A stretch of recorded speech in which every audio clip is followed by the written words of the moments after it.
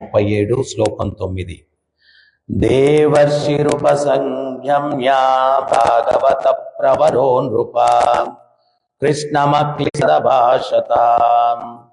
రాజా, పిమ్మట భాగవతోత్తముడగు దేవర్షి నారదుడు ఏకాంతముగా శ్రీకృష్ణ చెంతకు చేరి అక్లిష్ట కర్ముడగు ఆ దేవదేవునితో ఇట్లు పలుకసాగెను. దీనికి ముందు శ్లోకాల్లో కేసి అన్నటువంటి రాక్షసుణ్ణి భగవంతుడు వధించాడు.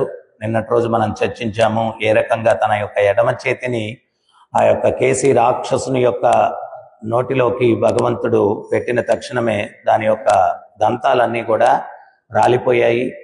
తర్వాత ఎంతో శీతలమైనటువంటి భావన కలిగించేటువంటి ఆ యొక్క కమలహస్తము భగవంతుడు ఆ కేసి రాక్షసుని యొక్క నోటిలో పెట్టిన తక్షణమే అది చాలా ఒక ఇనప చువ్వని కాలిస్తే ఎంత వేడిగా ఉంటుందో ఆ రకంగా అది వేడిమిని ఇచ్చిందనమాట. తర్వాత తన యొక్క పరిమాణాన్ని కూడా ఆ చెయ్యి పెరిగింది. సో భగవంతుడు ఆ చేతిని ఎప్పుడైతే ఆ కేసి రాక్షసుని యొక్క నోటి నుంచి తీసేశాడో అది ప్రాణాలు కోల్పోయిందనమాట. అప్పుడు దేవతలందరూ కూడా పుష్పవృష్టిని భగవంతుని మీద కురిపించారు. అయితే అంత గొప్ప ఘనకార్యం ఎవరైనా చేస్తే చాలా గర్వంతో ఉంటారు. కానీ భగవంతుడు ఏంటి అంటే ఆయన ఏ రకమైనటువంటి గర్వము ప్రదర్శించకుండా, భగవంతుడు ఎప్పుడు కూడా ఏంటి అంటే ఆయనకి భౌతిక లక్షణాలు ఏవి ఉండవు. ఈ గర్వము ఇవన్నీ కూడా ఏంటి అంటే భౌతిక లక్షణాలు ఇవన్నీ కూడా. సో ఆ యొక్క లీల అయిపోయింది. ఇంతటితో ఒక రకంగా చెప్పాలంటే బృందావన లీలలన్నీ కూడా పరిసమాప్తం అయిపోయాయి. ఇప్పుడు మథురలో లీలలు ప్రారంభమవుతాయి. భాష్యంలో అదే చెప్తూ ఉన్నారు. బృందావన లీలలు పరిసమాప్తం అయిపోయాయి. కంసుణ్ణి కలిసిన తర్వాత నారదుడు కృష్ణుని దగ్గరికి వచ్చాడు. ఏకాంతంగా కృష్ణునితో చర్చించాలా అనే ఉద్దేశంతో. సో ఇంకా బృందావనంలో లీలలు అయిపోయాయి, మథురలో లీలల్ని చూడాలా అని చెప్పి నారదుల వారు అనుకుంటూ ఉన్నారనమాట. అంటే ఇక్కడ మనం ముఖ్యంగా గమనించాల్సింది ఏంటి అంటే భగవంతుని యొక్క లీలలు తుష్యంతిచ రమంతిచ, వాటిని పరస్పరం మనం చర్చించడం ద్వారా వినడం ద్వారా రమంతిచ రమ్యతను కలిగిస్తాయి. అంటే ఒక దివ్యమైనటువంటి ఆనందాన్ని జీవుడికి ఇస్తాయన్నమాట ఆ భగవంతుని యొక్క లీలలను చర్చించడం ద్వారా. అందుకనే భగవద్గీతలో స్వయంగా భగవంతుడు చెప్తూ ఉన్నారు. ఏమని చెప్తూ ఉన్నారు? జన్మ కర్మ చమే దివ్యం ఏవం యో వేతి తత్వతః త్వత్వాదేహం పునర్జన్మ నైతి మాం ఏతి సో అర్జున. ఎవరైతే నా దివ్యమైనటువంటి జన్మ, దివ్యమైనటువంటి కర్మ వీటిని తెలుసుకుంటారో పునర్జన్మనైతి, వాళ్ళకి పునర్జన్మ ఉండదు. ఎందువల్ల పునర్జన్మ ఉండదు? ఎప్పుడైతే ఆ భగవంతుని యొక్క దివ్య లీలలను మనం శ్రవణం చేస్తామో ఈ భౌతిక రుచులు పట్ల అనాసక్తి కలిగి భగవంతుని పట్ల ఆసక్తి కలుగుతుంది. ఈ భౌతికమైనటువంటి రుచుల పట్ల ఆసక్తే కదా మనల్ని ఇక్కడ బంధించింది. భౌతిక విషయాల పట్ల కోరికే మనల్ని ఇక్కడ బంధించింది. అందుకనే భగవంతుడు ఇంకో శ్లోకంలో చెప్తున్నారు, యజ్ఞార్థ కర్మణోన్యత్ర లోకోయం కర్మబంధన తదర్థం కర్మ కౌంతేయ ముక్త సంఘ సమాచార. ఏ రకమైన యజ్ఞం కూడా నీ ఇంద్రియ తృప్తి కోసం చేస్తే నిన్ను ఇక్కడ బంధిస్తుంది. అదే నన్ను సంతృప్తి పరచడానికి చేస్తే భవబంధనాల నుంచి విముక్తుణ్ణి కావిస్తుంది. అందుకని ప్రత్యేకించి మానవ జన్మలో మనం చేసే ప్రతి ప్రక్రియ కూడా ఆర్ట్ ఆఫ్ లివింగ్ అంటారు. ఆర్ట్ ఆఫ్ లివింగ్ అంటే ఏంటంటే మనం చేసే కర్మ ఇక్కడ మనల్ని బద్దుల్ని చేయకూడదు, అటువంటి కర్మ చేయాలి మనం. మనిషికి వినాలనే ఆసక్తి ఉంటుంది, కానీ ప్రాపంచిక విషయాలు వింటే మన కర్మ వస్తుంది. భాగవతం ఏం చెప్తుంది? పాపం 5 మంది పంచుకుంటారంట. ఆ 5 మందిలో పాపం గురించి వినేవాడు కూడా పంచుకుంటాడు. మనకి ఈ విషయం తెలియక ఆ విషయం చెప్పు ఈ విషయం చెప్పని పాపాలన్నిటి గురించి వినడానికి ఆసక్తి చూపిస్తూ ఉంటాం. అవి విన్నవాడు కూడా చెప్పినవాడు పంచుకుంటాడు, విన్నవాడు పంచుకుంటాడు. వాడెవడో చేసింది వీడు చెప్పి వీడు విని ఆ పాపం వీళ్ళిద్దరూ ఏం చేయలేదు. కానీ ఆధ్యాత్మిక ఆసక్తి లేని దానివల్ల, భౌతిక విషయాల పట్ల ఆసక్తి ఉండడం వల్ల, వాటిని చర్చించడం వల్ల ఉట్టి పుణ్యానికి కర్మ అంటగట్టుకుంటున్నారు. ఉట్టి పుణ్యానికి కర్మ అంటగట్టుకుంటున్నారు. అవసరమా అది? సో అందుకని ఎప్పుడైతే భగవంతుని యొక్క లీలల మీద ఆసక్తిని మనం పెంపొందించుకుంటామో అప్పుడు భౌతిక విషయాల పట్ల ఆసక్తి తగ్గిపోతుంది.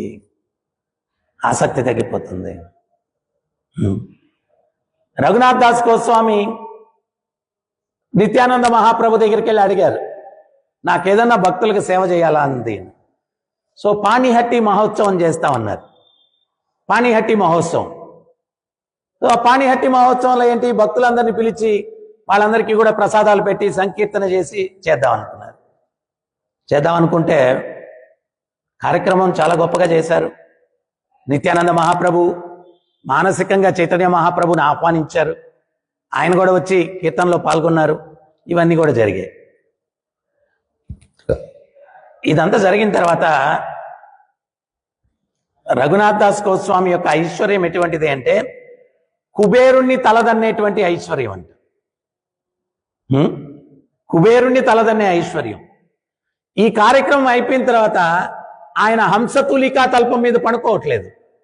ఆయన వచ్చి ఆరు బయట పంచలో వరండా ఉంటుంది కదా, వరండాలో కటిక నేల మీద పడుకున్నారు. నిత్యానంద మహాప్రభు దగ్గరికి వచ్చి నాకు ఈ ప్రాపంచిక విషయాల పట్ల ఆసక్తి పోయిందండి, ఏమో అర్థం కావట్లేదు ఎందుకు అని నిత్యానంద మహాప్రభు చెప్పారు. ఆ భగవంతుని పాదపద్మముల నుంచి వెదజల్లినటువంటి సుగంధాన్ని చవి చూశావు, ఇంకా ప్రాపంచిక సుగంధాల పట్ల ఆసక్తి ఎక్కడుంటుంది నీకన్నా? ప్రాపంచిక సుగంధాల పట్ల ఆసక్తి ఎక్కడుంటుంది నీకు? అంటే ఈ పాయింట్ మనం ఆ భగవంతుని యొక్క సేవలో, భగవంతుని యొక్క లీలల్లో వాటిల్లో రుచిని మనం పెంపొందించుకోవాలి. ఎప్పుడైతే వాటిలో రుచిని పెంపొందించుకుంటామో ఈ భౌతిక రుచులు, భగవత్ లీలల్లో రుచుల్ని పెంపొందించుకోకుండా భౌతికం వదిలిపెట్టాలంటే కుదరదు.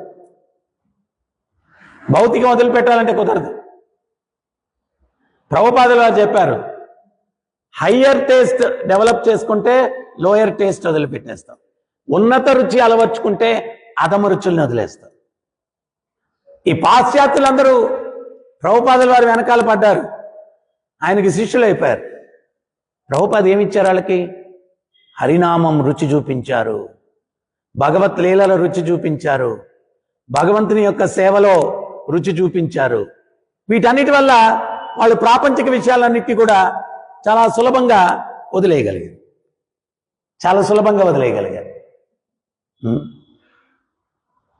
సో అందుకని దేవతలు సైతం, నారద మహర్షి, దేవర్షి, వారు కూడా ఆ భగవంతుని యొక్క లీలల్ని శ్రవణం చేయాలా.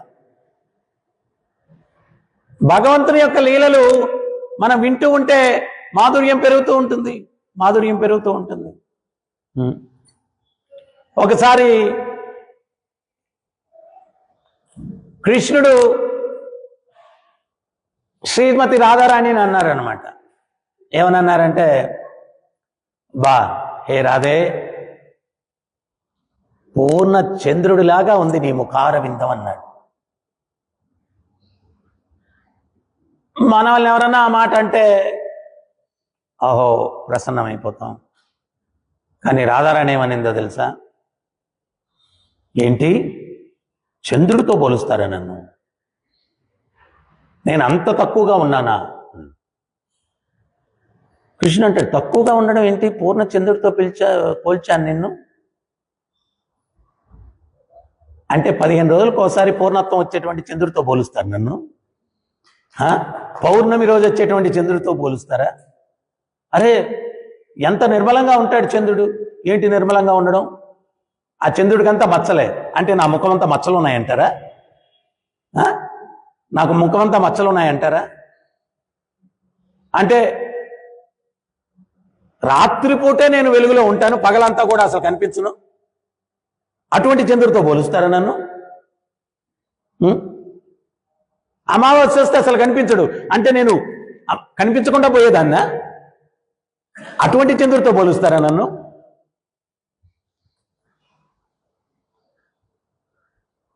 భగవంతుడు కూడా ఆయన లీలల్లో ఒక సందేశం మనకిస్తున్నాడు.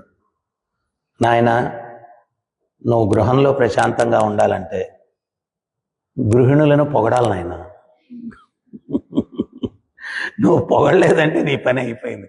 ఆ పొగడ్తలో కూడా పరమార్థం కరెక్ట్గా అర్థం చేసుకుని పొగడాల.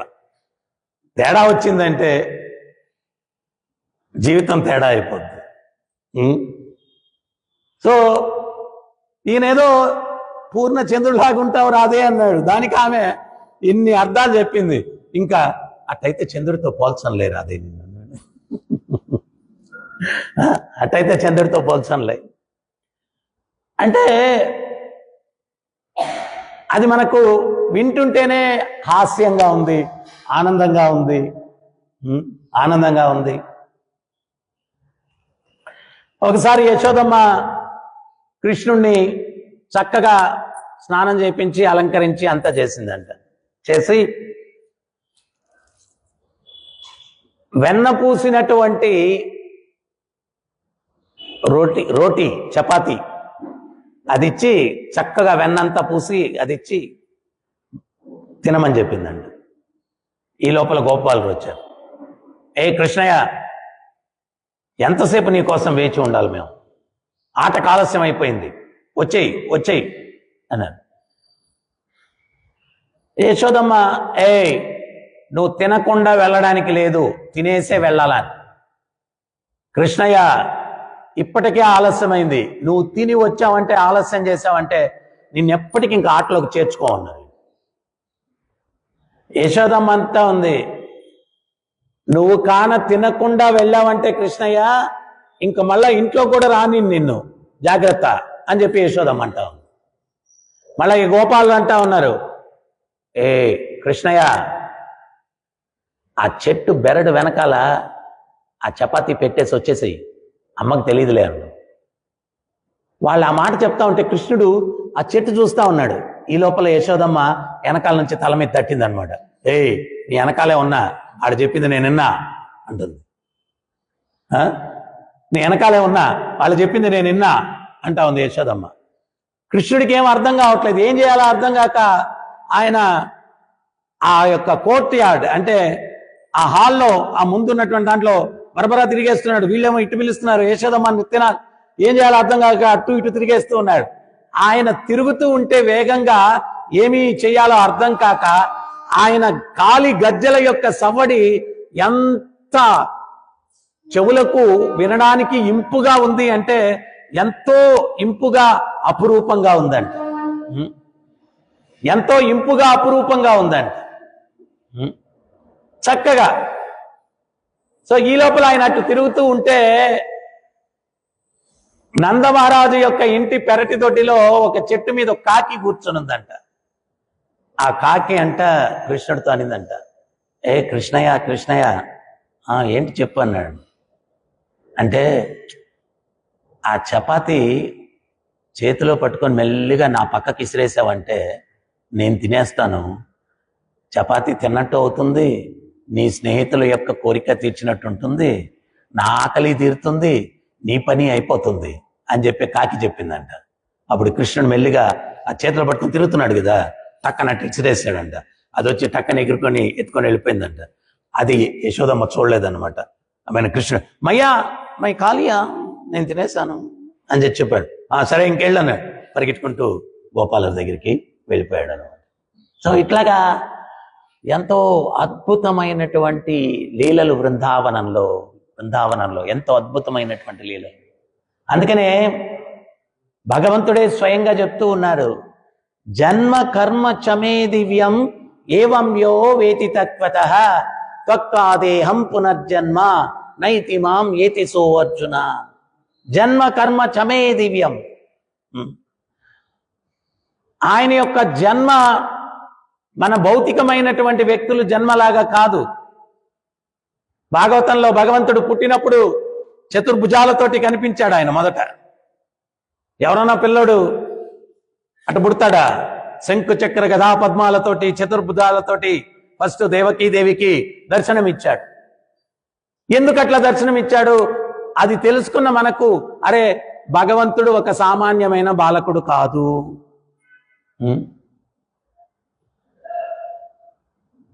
ప్రతిదీ భగవంతుని యొక్క పాదాల మీద గుర్తులు ఉంటాయి.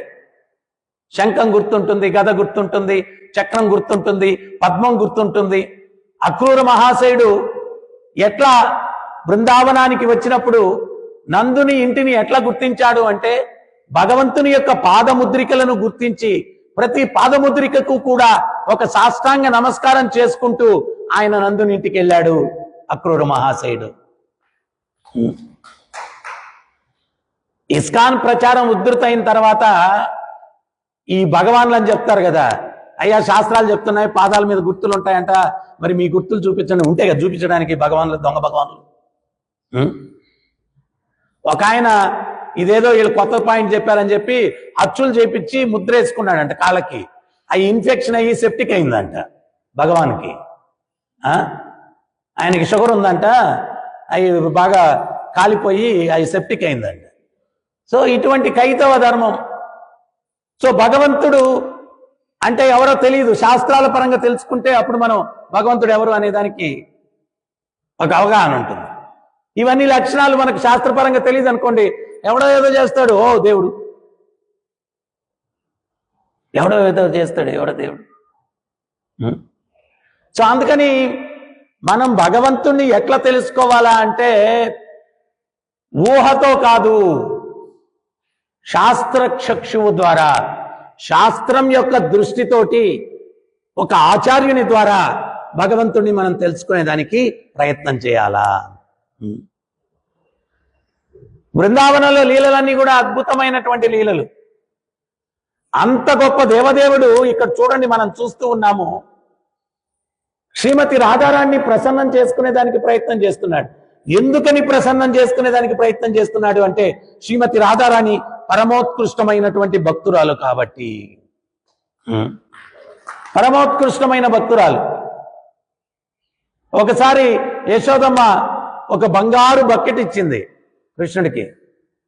కృష్ణయ్య పాలు పితుక్కొనిరా, గోశాలకెళ్ళి మంచి పాలతో కోవా మంచి స్వీట్స్ చేసి నీకు ఇస్తాను అనింది. కృష్ణుడు గోశాలలోకి వెళ్తా ఉన్నాడు. వెళ్తా ఉంటే ఈ లోపల గోపాలుడు చెప్పాడు, కృష్ణయ్య కృష్ణయ్య రాధారాణి వస్తుంది ఇక్కడికి, రాధారాణి వస్తుంది అన్నాడు. ఈయనకి రాధారాణి ముందు పాలు పితకడం అనేటువంటిది ప్రిస్టేజ్ అయిపోయింది అనమాట.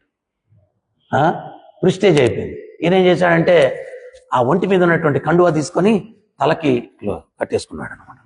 అంటే సరిగ్గా కనపడకుండా కట్టేసుకొని వెళ్ళిపోయి ఆయన పాలు పితుకుతా ఉన్నాడు. గంట అయింది. యశోదమ్మకేం అర్థం కాలేదు. ఈయన తలకి ఎంచుకొని పాలు పితుకుతా ఉన్నాడు. వచ్చి యశోదమ్మ, కన్నయ్య ఎంతసేపు అయింది నువ్వు పాలు పితకడానికి వచ్చి, ఏంటి పాలు తీసుకురాలేదు అనింది. అంటే ఈయన, అమ్మా ఈ ఆవేంటో పాలు అసలు ఇవ్వట్లేదే పితుకుతుంటే అన్నాడు. అప్పుడు యశోదమ్మ నవ్వుతో చెప్తుంది, అరే నువ్వు పాలు పితికేది ఆవుని కాదురా, ఎద్దును పితుకుతున్నావు అనింది. ఎద్దును పితుకుతా అంటే ఆ శ్రీమతి రాధారాణి వచ్చింది అనేటువంటి తత్తరపాట్లో ఈయన ఆవా ఎద్దు అనేది కూడా గుర్తించలేదన్నమాట. అంటే భక్తులు భగవంతుణ్ణి ప్రసన్నం చేసుకునేదానికి వాళ్ళు తత్తరపాటు పడుతూ ఉంటారు. ఈ భక్తులను ప్రసన్నం చేసుకునేదానికి భగవంతుడు కూడా తత్తరపాటు పడుతూ ఉంటాడు. గిరిగోవర్ధనం ఎత్తి నిలబడ్డాడు స్వామి. నిలబడితే ఆయన ఆ చిటికిన వేలు మీద గిరిగోవర్ధన పర్వతాన్ని ఎత్తున్నాడు. శ్రీమతి రాధారాణి అక్కడ నిలబడి ఉంది. ఆమెను చూస్తూ ఉన్నాడు. చూస్తూ ఈయన తన్మయత్వం చెందుతూ అట్లా ఊగుతూ ఉన్నాడు అనమాట. అట్లా ఊగుతూ ఉన్నాడు. ఈ గోపాలులందరూ కూడా వీళ్ళు ఎంత అమాయకులు అంటే అఖిలాండ కోటి బ్రహ్మాండాలు మోసేటువంటి భగవంతుడు ఆయన.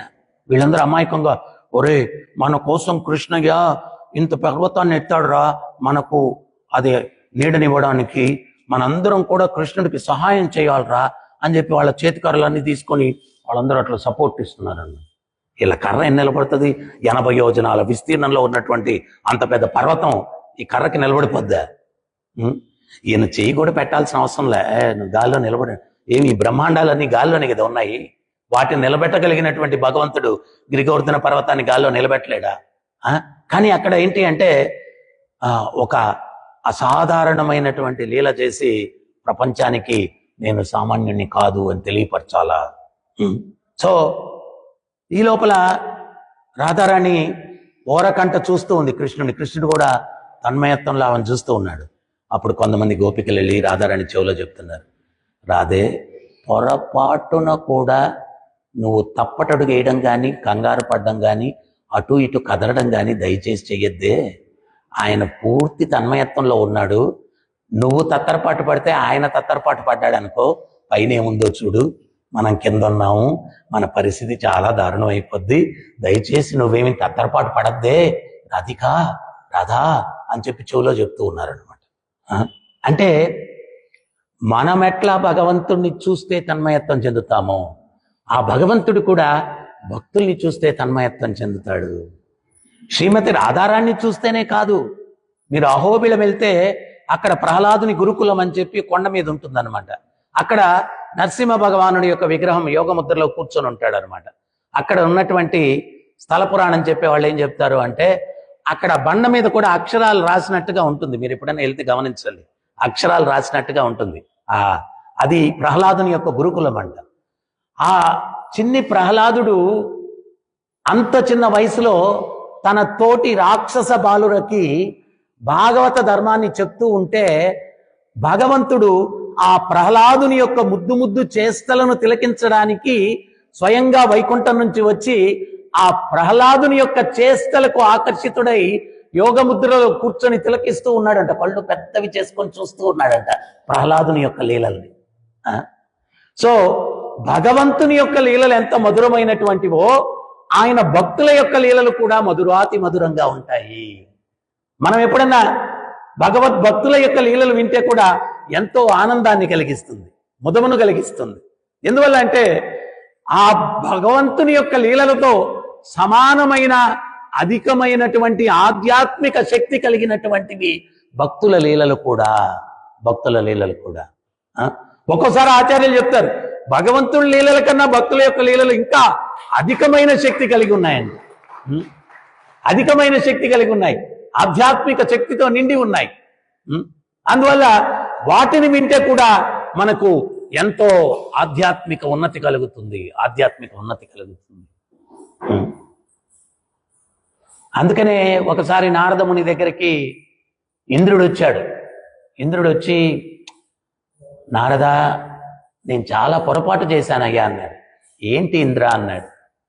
భగవంతుడు బాల్య లీలలు అద్భుతం అని చెప్పి అంటారు. ఆ అద్భుతమైన బాల్య లీలలు ఆయన చేయడానికి వస్తే నేను దుర్మార్గంగా నా పూజలు ఆపేశాడనే అహంకారంతో ఆయనతో యుద్ధం చేయడానికి వెళ్ళానయ్యా. ఆ యుద్ధం చేయడానికి వెళ్ళాను, నేనేమో యుద్ధం చేస్తున్నాను, ఆయనేమో గిరిగోవర్ధన పర్వతం ఎత్తి నిలబడ్డాడు, ఆ పర్వతం కింద ఉన్నాడు. ఆయన దర్శనం కూడా సరిగ్గా అవలేదయ్యా. ఆ బాలముకుందుని యొక్క దర్శనం ఇంకొకసారి తనివి తీరా చేసుకునే భాగ్యం ఏదన్నా ఉందయ్యా నాకు అని అడిగాడండి. బాలం ముకుందం, ఆ బాలకృష్ణుని యొక్క రూపమాధుర్యం అద్భుతం, పరమాద్భుతం అన్నమాట. ఇంకొకసారి ఏమన్నా ఆ బాలకృష్ణుని యొక్క రూపాన్ని దర్శించే భాగ్యం ఏదన్నా ఉందా? అప్పుడు నారదుడు చెప్పాడు, ఏంటోనయ్యా నీ అదృష్టం, సరైన సమయంలో అడిగావు, రా నాతోటి పోదాం అన్నాడు. ఎక్కడికంటే కురుక్షేత్రానికి. నారదుల వారు ఇంద్రుడిని తీసుకొని కురుక్షేత్రానికి వచ్చారు. మరి కురుక్షేత్రంలో ఏం జరుగుతుంది? సూర్యగ్రహణం తర్వాత కురుక్షేత్ర సంగ్రామం అయిన తర్వాత కృష్ణుడు, బలదేవుడు, ఉగ్రసేన మహారాజు, నందుడు, దేవకీదేవి, వసుదేవుడు వీళ్ళందరూ కూడా కురుక్షేత్రానికి వచ్చారు. బ్రహ్మ సరోవరంలో స్నానం చేసి అక్కడ వాళ్ళు ఒక క్రతువు చేయాలా అనేటువంటి ఉద్దేశంతో వచ్చారు. క్రతువు చేయాలనే ఉద్దేశంతో వచ్చారు. ఈ విషయం బృందావన వాసులకి తెలిసింది. బృందావన వాసులందరూ కూడా కృష్ణుడు మళ్ళా తిరిగి వస్తాను అని చెప్పాడు, రాలేదు. విరహంలో ఉన్నారు, నిద్రాహారాలు మానేశారు, వేలికి వేసుకునే ఉంగరాలు చేతికి గాజులైపోయాయి, చిక్కి శల్యమైపోయారు. వాళ్ళు ఒక్కసారైనా మరలా కృష్ణుడిని దర్శించే భాగ్యం దొరక్కపోతుందా అనేటువంటి ఆశతో జీవిస్తూ ఉన్నారు. ఆశతో జీవిస్తూ ఉన్నారు. మనం కూడా ఆ వ్రజ గోపికలలాగా అదే ఆశతో భక్తి చేయాలంట. అరే, కృష్ణుడి దర్శనం కలక్కపోతుందా, మనకు కృష్ణుడి దర్శనం కలక్కపోతుందా అని ఆశతో మనం జీవించాలి. సో వాళ్ళందరికీ తెలిసింది కురుక్షేత్రానికి వచ్చున్నారు కృష్ణ బలరాములు అని. ద్వారక్కి వెళ్ళాలా అంటే దూరం, చాలా దూరం ద్వారక్కి వెళ్ళాలంటే. బృందావనానికి కురుక్షేత్రం దగ్గర. సరే, అందరం కురుక్షేత్రానికి వెళ్ళన్నా కానీ దర్శనం చేద్దాము. అసలు ద్వారకకి ద్వారక అని పేరు ఎందుకు వచ్చిందో తెలుసా మీకు? బృందావనంలో ఉన్నటువంటి గోపికలందరూ కూడా నిశ్చయించుకున్నారంట, ప్రాణత్యాగం చేసేద్దాం ఇంకా కృష్ణుడి దర్శనం కలగకపోతే. మథురలో లీలలు చేసేటప్పుడు మథురకి బృందావనానికి యమునే మధ్యలో ఆయన ఇన్ఫర్మేషన్ చాలా ఈజీగా వచ్చేసేది. వాట్సాప్ లేకపోయినా, ఆన్లైన్ లేకపోయినా ఎవరో ఒకరు మథుర నుంచి రోజు వచ్చేవాళ్ళు, కృష్ణుడు ఇటు చేశాడు అటు చేశాడు అన్నీ చెప్పి కబుర్లు చెప్పేవాళ్ళు. ఆ ఇంటూ వీళ్ళు ఆనందంగా గడిపేవాళ్ళు. ద్వారకి వెళ్ళిపోయేసరికి డిస్టెన్స్ ఎక్కువైపోయింది, ఇన్ఫర్మేషన్ ఏం రావట్లేదు. అట్లీస్ట్ మధురలో ఉన్నప్పుడు ఒక్కరోజు ఆలస్యమైన ఇన్ఫర్మేషన్ వచ్చేది, దాన్ని విని వీళ్ళు సంతృప్తిగా ఉండేవాళ్ళు. ఇంకొకటి కూడా మనం గమనించాలి, మనకేంటి అంటే ప్రాపంచిక ఇన్ఫర్మేషన్లు లేకపోతే నిద్ర పట్టదు మనకు. ఈరోజు అసలు కబుర్లు ఏం అసలు టైం పాస్ కావట్లేదు, ఏం అసలు ఇన్ఫర్మేషనే తెలియదు. ఈ భౌతిక చెత్తా చెదారం మనకు బుర్రలోకి వెళ్ళకపోతే నిద్ర పట్టదు. కానీ భక్తులకి ఏంటి అంటే భగవంతుని యొక్క లీలలు, భగవంతుని యొక్క కథలు, భగవంతుని యొక్క నామం, భగవంతుని యొక్క సేవ అది లేకపోతే వాళ్ళకి ఎట్టుంటుంది అంటే శూన్యాయితం జగత్ సర్వం గోవింద విరహేననే, ఈ జగత్తంతా శూన్యంగా ఉంటుంది. వాళ్ళు ఎప్పుడైతే ద్వారక్కి వెళ్ళిపోయారో వాళ్ళకి ఏమి ఇన్ఫర్మేషన్ లేదు కృష్ణుడి గురించి, వాళ్ళకి నిద్ర పట్టట్లేదు, ప్రాణత్యాగం చేస్తామని చెప్పి అనుకున్నారు. సో అప్పుడు పూర్ణమసికి కృష్ణుడు చెప్పాడు, రాత్రికి రాత్రి బృందావనంలో ఉన్నటువంటి వ్రజ గోపికలనందరినీ కూడా ద్వారక్కి తీసుకొచ్చేయన్నాడు. తీసుకొచ్చేయంటే ద్వారక్కి తీసుకొచ్చి ఆమె ఒక పెద్ద భవంతిలో, ప్యాలెస్ దాంట్లో ఉంచిందనమాట. వాళ్ళ నిద్ర మేల్కొనేసరికి వాళ్ళకేం అర్థం కాలేదు. ఎక్కడ ఎవరింట్లో వాళ్ళు నిద్రపోయారు. బృందావనంలో వాళ్ళ ఇళ్ళని కూడా చిన్న చిన్న సింపుల్ కుటీరాలు, గుడిసెలు. ఇక్కడికి వచ్చి చూస్తే ఏమో ఏదో పెద్ద హాల్ లాగా ఉంది, సూపర్ స్పెషాలిటీ డార్మెటరీ లాగా ఉంది. వాళ్ళకేం అర్థం కాలేదు. చీకటిగా ఉంది, కొంచెం ఆ యొక్క వెలుగులో స్తంభాలు పెద్ద పెద్దవి కనిపిస్తూ ఉన్నాయి. వాళ్ళకి ఎక్కడున్నాయో అర్థం కాలేదు. అందరూ భయంతో ఒక్కసారి లేచి ద్వార్ కిదర్ హై అన్నారు. ఆ ద్వార్ కిదర్ హై అనేది ద్వారకా అనే పేరు వచ్చిందనమాట. ద్వార్ కిదర్ హై, ద్వారం ఎక్కడుంది, ఆ ద్వారం ఎక్కడుంది అనేటువంటి ప్రశ్నే ద్వారకకి ద్వారక అన్నటువంటి నామధేయం వచ్చిందనమాట. సో ఆ ద్వారక దూరంగా ఉంది. అందుకని కురుక్షేత్రానికి కృష్ణుడు బలదేవుడు వచ్చారు. అక్కడికి వెళ్ళి దర్శనం చేస్తామని చెప్పి అందరూ బయలుదేరారు. ఈ యొక్క లీలలో రెండు విషయాలు మనం గుర్తించవచ్చు. ఒకటేంటి అంటే భగవంతుణ్ణి మనందరం కూడా నామం జపం చేస్తాం. ఎట్లా నామం జపం చేయాలా, ద్రౌపది దుశ్శాసనుడు చీరలు ఆగుతున్నాడు. అప్పుడు కృష్ణ అని పిలిచింది, రాలేదు. మొదట ఆమె చీరను ఆమె గట్టిగా పట్టుకుంది. నేనేమి సామాన్యమైన దాన్నా? యజ్ఞకుండంలో పుట్టాను నేను నన్ను కాపాడుకోగలను ప్రయత్నం చేసింది, కానీ ఆమె వల్ల కాలేదు. కృష్ణ అనింది, రాలేదు. కృష్ణ అనింది, రాలేదు. కృష్ణ అనింది, రాలేదు. చివరికి ఎన్నోసార్లు పిలిచిన తర్వాత కృష్ణుడు వచ్చాడు. వచ్చి ఆయన అభయహస్తంతో ఆమెకు చాలా చాలా స్పెషల్ శారీని గిఫ్ట్ ఇచ్చాడు. ఏంటి ఆ స్పెషల్ శారీ అంటే, వాడు ఎంత లాగినా కానీ ఇది అంతమవుదు. దుశ్శాసనుడు ఎంత లాగినా కానీ అంతమవుదు. అటువంటి దివ్యమైనటువంటి వస్త్రాన్ని ఆమెకు బహుకరించాడు. ఆ లీల అయిన తర్వాత ద్రౌపది అడుగుతుందనమాట, కృష్ణయ్య మొదటిసారి పిలిచినప్పుడే రావచ్చు కదయ్యా, ఎందుకయ్యా టెన్షన్ ఇచ్చావు నాకు? అప్పుడు కృష్ణ ఏమంటాడో తెలుసా? ద్రౌపది, నా తప్పే ఉందమ్మా. నువ్వు పిలిచిన తక్షణమే నేను సిద్ధమయ్యాను, కానీ నీ మనసులో భీష్మ పితామహుడేమన్నా కాపాడుతాడేమోనని చెప్పి నా నోటితో ఏమో నన్ను పిలిచావు, మనసులో ఏమో నీ దృష్టి భీష్ముడి మీద పెట్టావు. ఓహో, నీ దృష్టి మరలింది కదా అని ఆగిపోయాను. భీష్ముడి వల్ల కాలేదు. తర్వాత మళ్ళా పిలిచావు, భీముడు ఏమన్నా కాపాడుతాడేమో అని భీముడి మీద పెట్టావు. మళ్ళా ఆగిపోయాను. మళ్ళా పిలిచావు, అర్జునుడు ఏమన్నా కాపాడుతాడేమో. చివరికి వీళ్ళెవ్వరూ కాదు అని ఒకే ఒక చిత్తముతో, వేరే అన్యమైనటువంటి మనసు కూడా అటు ఇటు మరలకుండా ఏకాగ్ర చిత్తముతో నన్ను పిలిచావు. అప్పుడు నేను వచ్చాను. మనం కూడా చేతిలో జపమాల, మనసులో వైజయంతి మాలలాగా జపం చేస్తే ఫలితం ఉండదు. పూర్ణ ఏకాగ్రతతో భగవంతుడు స్వయంగా గీతలో చెప్తున్నారు, తస్మాత్ సర్వేషు కాలేషు మామనుస్మరణే యుధ్యచ మయి అర్పిత మనోబుద్ధిర్. మనసు బుద్ధి అర్పించి నామం చేయాలి. మనసు బుద్ధి అర్పించి నామం చేయాలి. ప్రత్యేకించి నామం చేసేటప్పుడు మాల దగ్గర పెట్టుకున్నప్పుడు రీసెంట్ డేస్లో మనం గమనించింది ఏంటంటే, ఫోన్ కూడా దగ్గర ఉండకూడదు.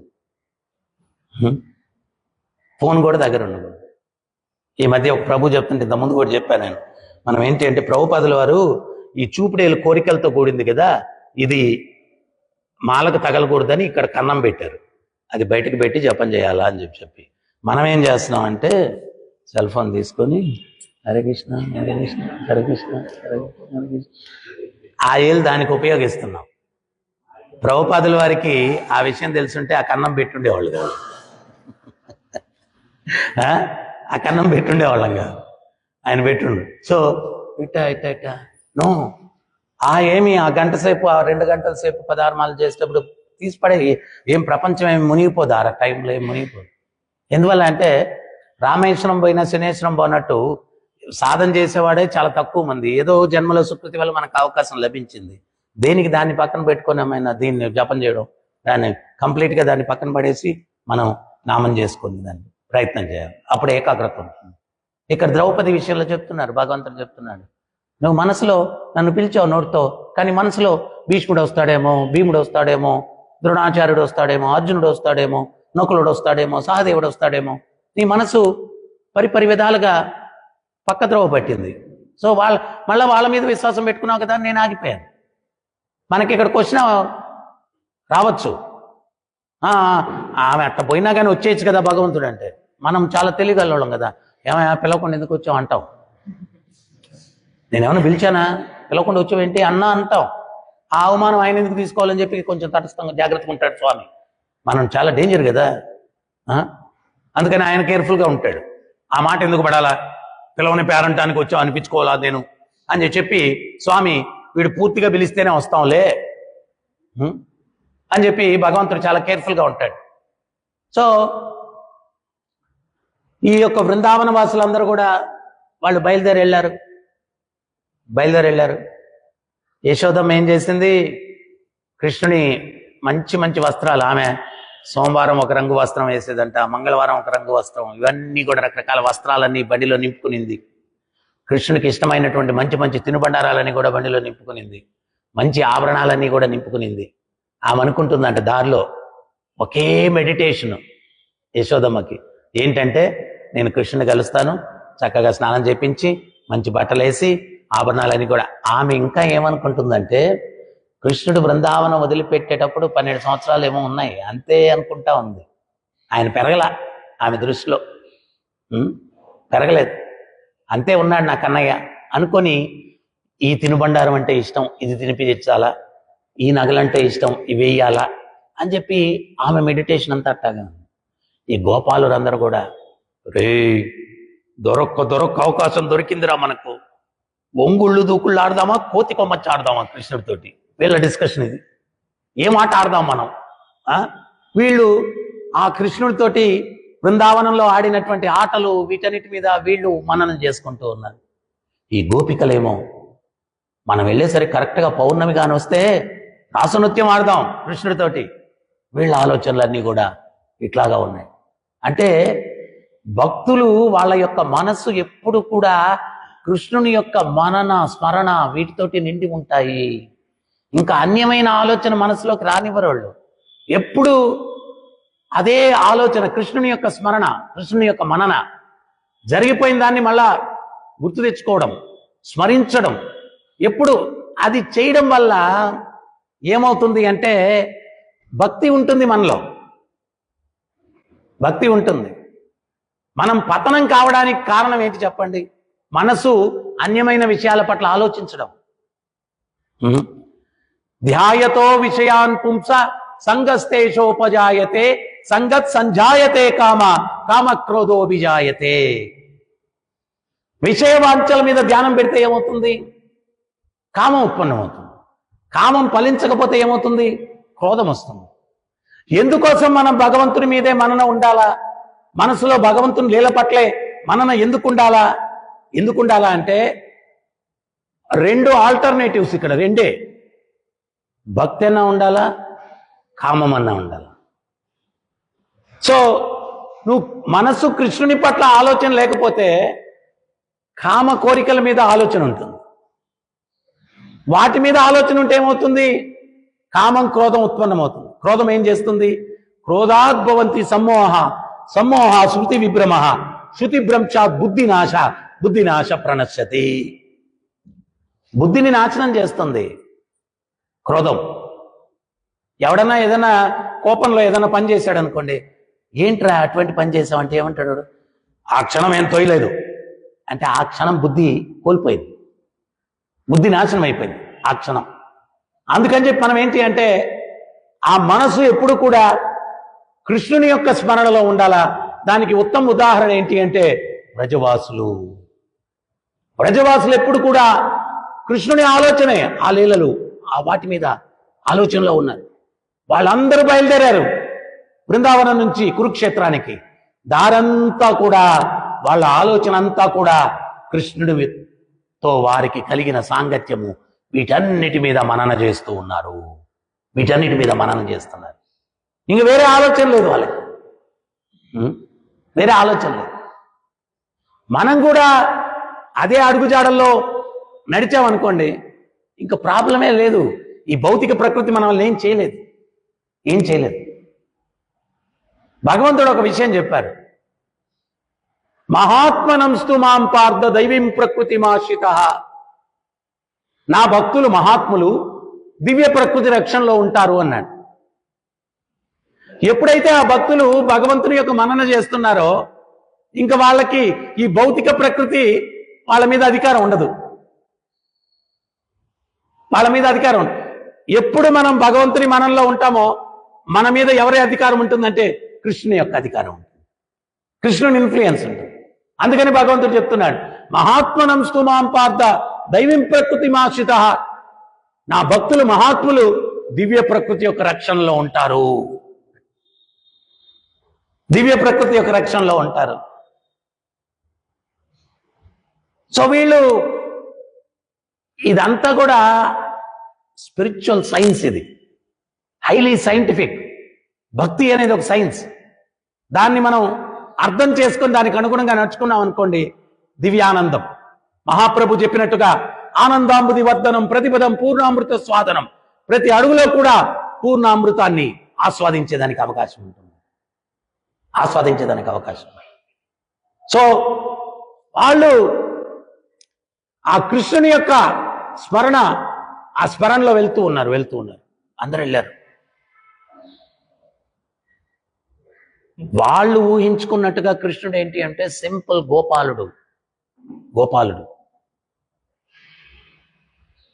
నేను ఒక లీల వింటూ ఉన్నాను. కృష్ణుడు కొంచెం వయసు పెరిగిన తర్వాత యశోదమ్మ కృష్ణునికి కౌపీనం కట్టడం మొదలుపెట్టిందంట. కౌపీనం, లంగూట్. మొదటి రోజు ఆమె కడితే కృష్ణుడు 4 అడుగులు వేసి, అమ్మా ఇది చాలా అనీజీగా ఉంది, నాకు వద్దన్నాడంట.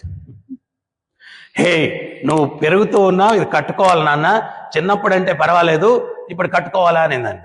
ఈయన ఒక 4-5 అడుగులు వేసి దాన్ని లాగి తీసి పడేసి పరిగెత్తుకుంటూ వెళ్ళిపోయాడంట. సింపుల్. బృందావన వాసుడు గోపబాలుడు, చాలా సింపుల్. గోపాలుడు అసలు ఈ ఆభరణాలు అలంకరించి పంపిస్తే అసలు ఆ ఆభరణాలతోటి కృష్ణుని అసలు ఊహించుకోలేకపోయారు. ఇవన్నీ ఉంటే మీకు మాకు డిస్టెన్స్ ఉంది, ఇవన్నీ వద్దు, తీసే కృష్ణ అని చెప్పి ఆ ఆభరణాలన్నీ తీసి మూటగట్టి ఒక పొదలో దాచిపెట్టేసి వాళ్ళు లతలు వీటితోటి తయారు చేసిన ఆభరణాలు, భుజకీర్తులు, ఇవన్నీ లతలు పూలతోటే వాటిని అలంకరింపజేసేవాళ్ళంట.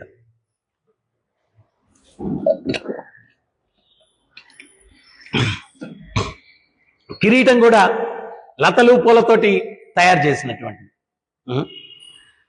సో వాళ్ళకి కృష్ణుడు బృందావన గోపాలుడు లాగానే ఫీలింగ్ వెళ్ళారు. మొదట గోపాలు వెళ్ళారు. వెళ్తే అక్కడ యజ్ఞాలు ఇవన్నీ జరుగుతూ ఉన్నాయి. ఫుల్ బందోబస్తు, సైనికులు అందరూ ఉన్నారు. వీళ్ళు ఏమనుకున్నారంటే, అంటే దేవతలకు కూడా దొరకని భాగ్యం వీళ్ళకి దొరికింది కదా. దేవతలు కూడా పార్టిసిపేట్ చేయలేకపోయారు బృందావన లీలల్లో. అటువంటి భాగ్యం వీళ్ళకి దొరికింది. వీళ్ళు ఏమనుకున్నారంటే, కృష్ణుడు ఇక్కడ చూడండి, యశోదమ్మ ఏమో తినమంటుంది, వీళ్ళు అన్నారు కృష్ణ నువ్వు తిన్నావంటే మాతో ఆటలోకి రప్పించుకోండి. అంటే కృష్ణుడిని కంట్రోల్ చేస్తున్నారు వాళ్ళు. They are so powerful. గోపబాలుడు, గోపికలు, వీళ్ళందరూ కూడా కృష్ణుడిని తిన్నావంటే ఆటలోకి చేర్చుకోం చూడు అన్నారు. ఆ మాట కృష్ణుడు భయపడిపోయి, ఓమో వీళ్ళు నన్ను ఆటలోకి చేర్చుకోరేమో అని చెప్పి తినలేకపోయాడు. అంటే దాన్ని బట్టి అర్థం చేసుకోండి ఎంత వాళ్ళు కృష్ణుడి మీద వాళ్ళకి అధికారం ఉండింది, ఎంత కృష్ణుడి మీద అధికారం ఉండింది వాళ్ళకి. సో అంత సన్నిహితమైన వాళ్ళందరూ కూడా ఏంటి అంటే, ఇప్పుడు వెళ్ళిపోయి కృష్ణుడితో అక్కడ సైనికులు స్థూలాలు పట్టుకొని ఇట్లా గస్తీ నిలబడుకొని ఉన్నారు. వీళ్ళు వెళ్ళిపోయారు. కృష్ణుడు ఎక్కడ ఉన్నాడా? ఎవడ్రా మీరు? ఎవడ్రానా? ఎవరో తెలుసా? తెలిస్తే అయిపోయింది మీ కథ. మేము కృష్ణుడు ఫ్రెండ్సా? వాళ్ళు వీళ్ళని చూసి పాండ్రా ఇక్కడ నుంచి కృష్ణుడు ఫ్రెండ్స్ అంటే చక్కగా గోచి కట్టుకునే దానికి కూడా బట్టలు లేవు మీకు, మీరేంటి కృష్ణుడు ఫ్రెండ్స్? పోనీ ఇక్కడ నుంచి. వీళ్ళు భయపడిపోయారు.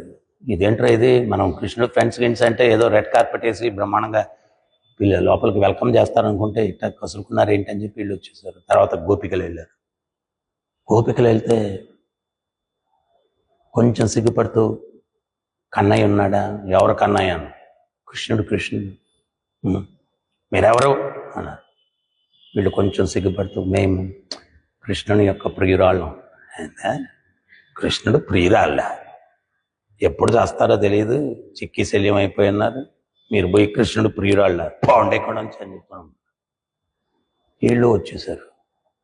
ఇంకా లాస్ట్లో నందబాబా, యశోదమ్మ వీళ్ళు బయలుదేరి వచ్చారు.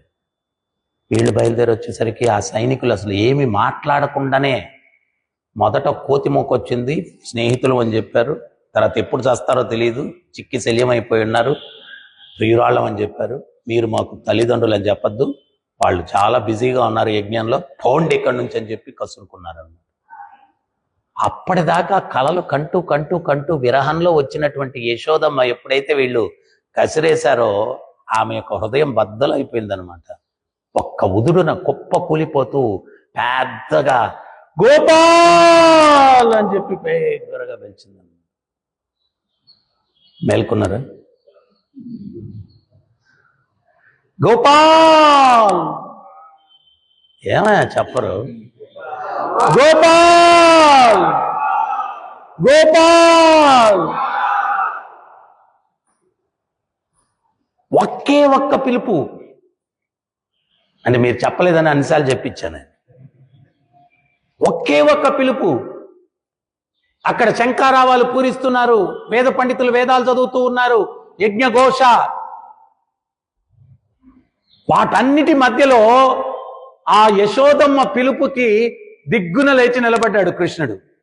లేచి నిలబడి బలదేవుడు మధ్యలో వెళ్ళకూడదు అని చెప్పి చెయ్యి బట్టి లాగుతున్నా బలదేవుని యొక్క చెయ్యి ఇదిలించుకొని ఒక పూనకం వచ్చినటువంటి వ్యక్తిలాగా ఊగిపోతూ బయటకు వచ్చేశాడు. యశోదమ్మ కింద పడిపోయి హృదయాన్ని గుద్దుకుంటూ ఆమె రోధిస్తూ ఉంది, గోపాల్ గోపాల్ అని చెప్పి. చిన్న బాల గోపాలులాగా తన రూపాన్ని మార్చుకొని చెంగు చెంగున ఎగురుకుంటూ వెళ్ళిపోయి యశోదమ్మ వడిలోకి ఒరిగిపోయి గట్టిగా ఆమెను ఆలింగనం చేసుకుని ముఖాన్నంతా ముద్దులు పెట్టేస్తూ మయ్యా మే ఆగయాహు, మయ్యా మే ఆగయాహు, అమ్మా నేను వచ్చేసా. అప్పుడు ఇంద్రుడికి నారదుడు చూపిస్తున్నాడు, బాలగోపాలుని చూడాలనుకున్నావు కదా, చూడు, ఇంకా మళ్ళా అవకాశం లేదు, ఇంక మళ్ళా అవకాశం లేదు. నాకు ఈ లీలలన్నీ ఎందుకు గుర్తొచ్చాయంటే అక్కడ బృందావన లీలలు అయిపోయాయి అన్నారు. ఈ 2-3 నెలల నుంచి ఏదో అప్పుడప్పుడు అవకాశం దొరుకుతా ఉంది, చర్చిస్తా ఉన్నాం, అరే లీలలు అయిపోయాయి. ఆ బృందావన లీలలు చర్చించడానికి 23 సంవత్సరాలు పట్టింది. మనం 23 years బ్యాక్ భాగవతం స్టార్ట్ చేశాం ఇక్కడ రాజమండ్రిలో. ఇన్ని రోజులు పట్టింది. సో అందువల్ల మనం ఏంటి అంటే చైతన్య మహాప్రభు యొక్క పరంపరలో ఆ భగవంతుని యొక్క కృష్ణ భక్తి రసభావనలో తరించేటువంటి గొప్ప అవకాశాన్ని శిల ప్రభుపాదుల వారు మనకి ఇచ్చారనమాట. శిల ప్రభుపాదుల వారు మనకి ఇచ్చారు. మనకు వేరే వ్యాపకం అనేది ఉండకూడదు. మన మెయిన్ దృష్టి అంతా కూడా ఆ కృష్ణుని యొక్క లీలలు, కృష్ణుని యొక్క నామం, కృష్ణుని యొక్క సేవ, వీటి మీద మనల్ని నిమగ్నం చేసుకోవాలా. మనసు ఎప్పుడు కూడా దానికి కొంచెం కూడా గ్యాప్ ఇవ్వకూడదు. మనసుకి ఇస్తే అదేంటి అంటే అటు ఇటు వెళ్ళిపోతుంది.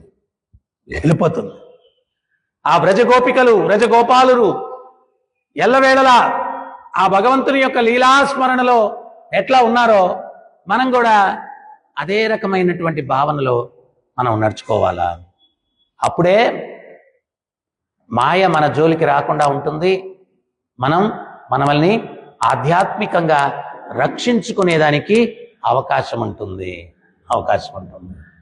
సో ఈ యొక్క కేసి అన్నటువంటి రాక్షసుణ్ణి భగవంతుడు సంహరించాడు. తర్వాత ఇప్పుడు మధుర లీలలు మొదలవుతాయి అన్నమాట. అట్టని చెప్పి మధుర లీలలు ఏం తక్కువేం కాదు.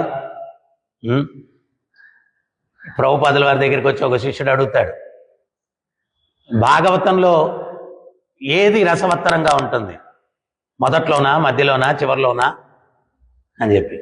అప్పుడు ప్రభుపాదుల వారు చెప్తారు, స్వీట్ క్యాండీ మొదట్లో కొరకు, మధ్యలో కొరకు, చివరి కొరకు తీగనే ఉంటుంది. భాగవతం కూడా అంతే. ఎక్కడ కొరికినా తీగనే ఉంటుంది స్వీట్ క్యాండీ. సో భాగవతం కూడా ఎక్కడైనా మధురమే. ఎందువల్ల భగవత్ లీలలు, అవి భగవంతుని లీలలు, ఫ్లేవర్ మారుతుంది అంతే. నరసింహ భగవానుడు స్తంభంలో నుంచి వచ్చాడు, అది కూడా మాధుర్యమే. అది వేరే ఫ్లేవరు. రౌద్రం. ఆ స్వామిని ఆ రౌద్రంగా చూస్తే కూడా ఆనందం. అదే రౌద్రంగా వేరే పనికిమాలను చూస్తే చెయ్యి ఏంది మరి అసహ్యంగా, అంత దుర్మార్గంగా ఉన్నాడు అనిపిస్తుంది. అదే నరసింహుడు రౌద్రం చూస్తే సూపర్, రోమాలు నిక్కపరుచుకుంటాడు. ఎందువల్ల భగవంతుడు కాబట్టి. భగవంతుడు ఏది చేసినా ఆకర్షణీయమే, ఏది చేసినా మధురమే. ఏది చేసినా మధురమే. సో అందువల్ల ఇక్కడ ద్రౌపది పిలిచినటువంటి పిలుపుకి, తర్వాత యశోదమ్మ పిలిచినటువంటి పిలుపుకి చాలా తేడా ఉంది. మనం కూడా ఆ యశోదమ్మ పిలిచినటువంటి పిలుపులాగా నామాన్ని చేయడానికి ప్రయత్నం చేయాలా. ఆ నామం ఏంటి అంటే హృదయం నుంచి రావాలా, హృదయం నుంచి. హరే కృష్ణ హరే కృష్ణ కృష్ణ కృష్ణ హరే హరే, హరే రామ రామ రామ హరే హరే. ఎవరికైనా ఏమైనా సందేహాలు ఉన్నాయా, doubts?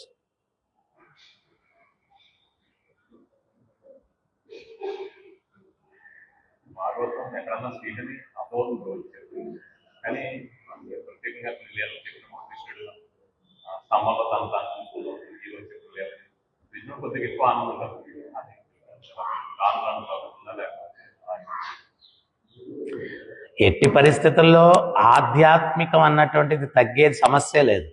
Very meaning of spiritual అంటే ఎవర్ ఇంక్రీజింగ్, ఎప్పుడు పెరిగేది.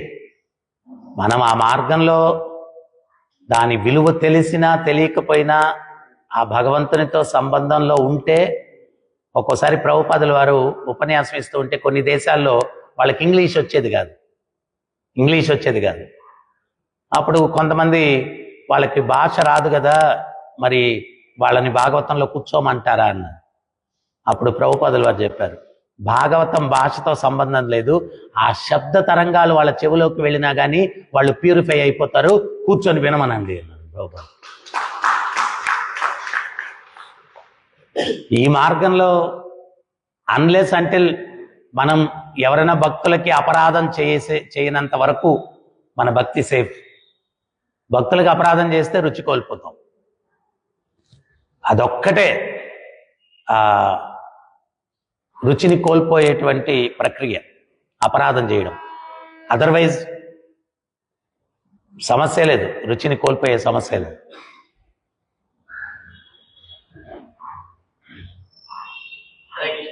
హరే మనకి శ్రవణం కీర్తన చేస్తారు. మనకి శ్రీమద్భాగవత శ్లోకంలో తస్మాత్ ఏకాని మనస భగవాన్ సాత్వతాంపది రోతవయ కీర్తి దేవేశ దేయా పూజ శ్రవణం కీర్తన అవుతుంది. ధ్యానం పూజ చేయడం మనకి ఎలా సాధ్యం, ఎట్లా దాన్ని ఎట్లా తీసుకోవాలి? రోజు శ్రవణం కీర్తన.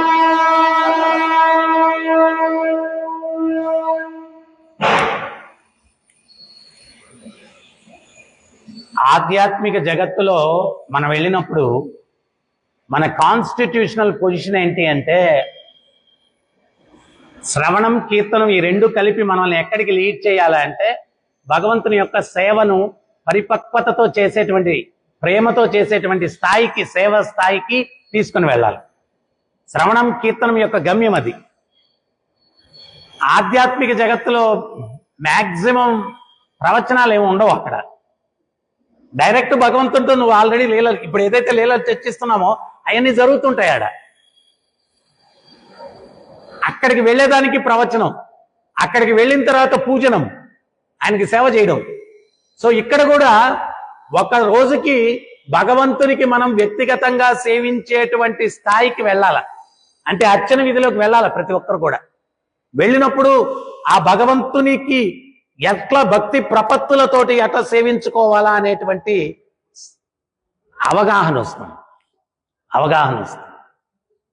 సో అందువల్ల ఈ శ్రవణం కీర్తనం యొక్క గమ్యం పూజనం, సేవించడం, భగవంతుని సేవించుకోవడం. అక్కడ ఆధ్యాత్మిక జగత్తులో పర్సనల్గా భగవంతుని ఎట్లా సేవించాలా. ఇక్కడ మనం సేవ చేస్తాం, పరిపక్వత ఉండదు, దాన్ని పెంపొందించుకోవాలి. ఫర్ ఎగ్జాంపుల్ చైతన్యం బాగలేదనుకోండి, నైవేద్యం మంచి మనకి ఇష్టమైన వెరైటీస్ చేశారు, అది పెట్టే లోపలే మనం సేవించేస్తాం కళ్ళతోటి, నోట్లో నీళ్ళు ఊరిపోతాయి. ఈరోజు గులాబ్ జామున్ చేశారు, తొందరగా నైవేద్యం పెట్టాలి. నీకు కాదు నాయన నైవేద్యం పెట్టుకునేది, స్వామికి. అంటే పూజారి ఎంత నిగ్రహంగా ఉండాలంటే ఆ స్వామికి పెట్టి ఆయన ఆరగించే లోపు దాని మీద వికార భావన కలగకూడదు. లేకపోతే పెట్టేటప్పుడే ఏయటం నేను పక్కన పెట్టుకోవాలా నా కోసం, అసలు ఇటువంటి ఆలోచనే ఉండకూడదు. అంటే ఇది అర్చన విధి చాలా హై కాన్షియస్ ఉండాలి, చాలా హై కాన్షియస్ ఉండాలి. అందుకనే ప్రాపర్ ట్రైనింగు, శ్రవణము ఇవన్నీ చేసిన తర్వాత దీక్ష తీసుకోవాలి. ఎందుకంటే మనకు చైతన్యం సరిగ్గా లేకపోతే డైరెక్ట్గా వెళ్ళామనుకోండి, ఆ ప్రాపంచిక దృష్టితోనే ఉంటుంది అంతా కూడా. తిరుమలలో ఒకసారి హాతీరాం బాబా జన్మదినానికి భజన చేసి ప్రవచనం చెప్పమని చెప్పి పిలిచాడు మామ. అక్కడ మీకు తెలుసో తెలీదో, మనం ఆ పాతాళ గంగ అదే పోయే దారిలో హాతీరాం బాబా సమాధి ఉంటుంది, ఆ పక్కనే కృష్ణుడి దేవాలయం ఉంటుంది. ఆ కృష్ణుడి దేవాలయంలో నైవేద్యానికి ఇక్కడ వెంగమాంబ కిచెన్లోనే నైవేద్యాలు తయారు చేసి మేము వెళ్ళే వెహికల్లో ఎక్కిచ్చారనమాట. ఆ స్టాఫ్ అంతా ఎక్కేసి అన్ని తినేస్తున్నారు, నైవేద్యం కాల. నాకు తట్టుకోలేకపోయి, ఏం చేస్తున్నారు మీరు, ఇవి నైవేద్యానికి తీసుకెళ్తే తినేస్తున్నారంటే, బాలేవాళ్ళు స్వామి ఆయనేం తింటాడు, మనకే కదా ఇవన్నీ, మనకే కదా ఇవన్నీ, ఆయన ఏమైనా తింటాడా? అటువంటి చైతన్యం ఉన్నాడిని పూజారి చేయమని చెప్పి పూజ చేసి ఇచ్చామనుకోండి, అట్లీస్ట్ ఇక్కడ ఫిజికల్గా తింటే మనం అలో చేయం కాబట్టి మెంటల్గా తినేస్తూ ఉంటాడు పెట్టే లోపల.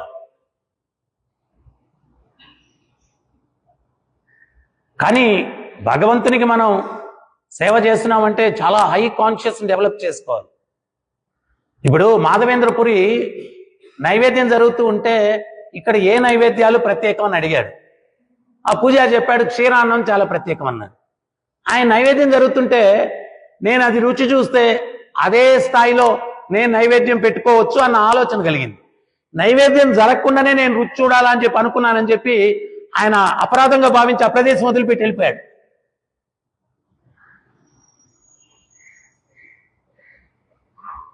ఇవన్నీ విన్నప్పుడు మనం ఏంటి అంటే, అరే మనం నైవేద్యం పెట్టేటప్పుడు ఎంత క్వాలిటీతో ఉండాలి, చైతన్యం ఎంత స్వామికి అది వికార భావన కలగకూడదు. అందుకని మనం ఏంటి అంటే భగవంతునికి ఎంత దగ్గర సేవ చేస్తున్నామో, ఎంత ఉన్నతమైనటువంటి చైతన్యాన్ని నేను పెంపొందించుకుంటున్నాననేది పరిశీలనాత్మకంగా చేయలేదు, మెకానికల్గా చేసేయడం కాదు. పూజారి దీక్ష, బ్రాహ్మణ దీక్ష అయిపోయింది వెళ్ళిపోయాము ఏదో చేసాము అట్ట కాదు. నువ్వు కాన్షియస్ ఎట్లుంది, నీది కాన్షియస్ ఎట్లుంది, ఇవన్నీ చాలా ఇంపార్టెంట్. సో శ్రవణం కీర్తనం అన్నటువంటిది పూజనం, ఆయన పర్సనల్ సర్వీస్ దగ్గరికి లీడ్ చేస్తుంది. ఇంకేమైనా ఉన్నాయి డౌట్స్?